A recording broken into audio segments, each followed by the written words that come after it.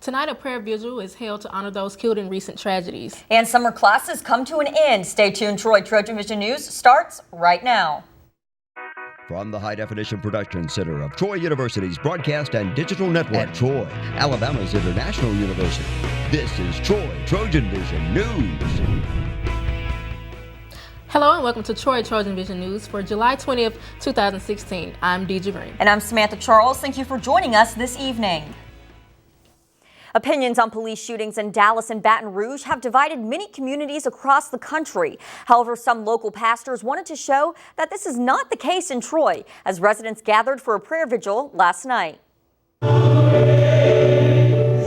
Pastors from the Pike County area gathered with residents at the Troy Recreation Center on Tuesday for a night of prayer and worship in response to recent racial events across the country. With everything that's going on with law enforcement and so many other things in this country, there were a group of pastors that just felt like, we had been talking and just felt like coming together as a community and praying and just getting together and showing unity would be an important step in, making things better. The vigil comes after 5 police officers were killed in Dallas, and Alton Sterling and Philando Castile died at the hands of law enforcement. The lives of officers that were slain, the lives of black people, and the consistency of continuing all across the nation. There's a fear. There's a fear of black youth. There's a fear and a sense of injustice, a pending brewing. Well, we got to pray that God tone that down because it can get out of hand. And there's a police officer afraid as well. And the sheriffs are afraid. And so we have to pray. So the passion for me is that we have to come together. And I think this is long overdue for the church to come together. We talked about it before. We prayed about it before. But now it's a crisis in our nation, and there's a pain in our nation. Pastors prayed for the families of those who lost their lives, as well as for the healing of the nation and the community.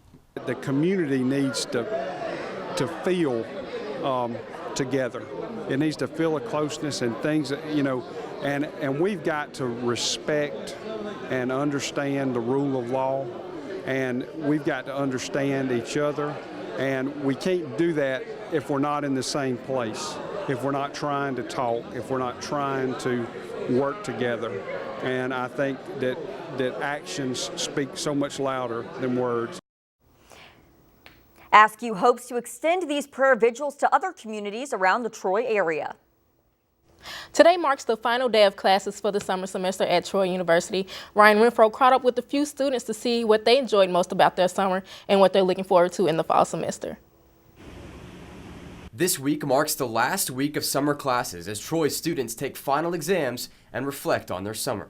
Summer here at Troy was really great. I thought it was going to be really boring, really down, but not really. A lot of people stayed in a lot, and I was really happy about that. For some here on campus, summer brings jobs and more time in the classroom. And if you ask the students, balancing responsibilities can be challenging.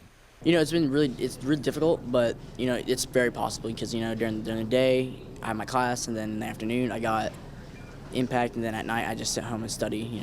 Final was long, but I punched through it. It can be stressful for a lot of people. It has been at times for me, but just kind of find a way to balance all the hours out. It's hard sometimes. You have to find the right balance. You have to prioritize correctly. Make sure when your friends call you to come out, you got to tell them no. It's just a sacrifice you have to make being in college. As new students arrive, graduates make preparations to leave Troy behind. And one Trojan soccer player is preparing to do just that. It's going to be weird, definitely, because you make your life here and you get into a routine, and then it's going to be completely different when I go back to England. So it's definitely, I don't know, I guess it hasn't hit me yet. It'll probably hit me when I'm on the plane or something on the way home. And as the summer semester comes to an end, students share what they're looking forward to most in the fall semester.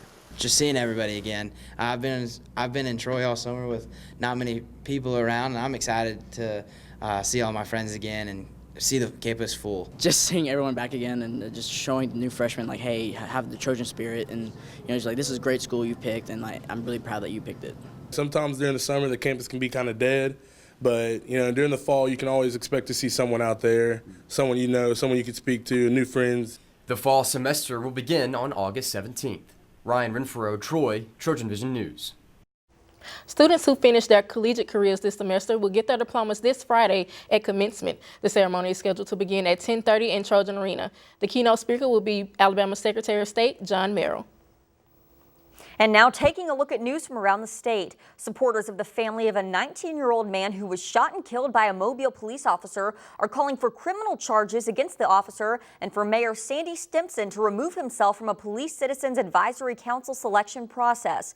AL.com reports that in her first public comments since her son Michael Moore's shooting, Shanta Daughtry continued to question Tuesday the whereabouts of the weapons police say her son brandished before he was fatally shot during a traffic stop.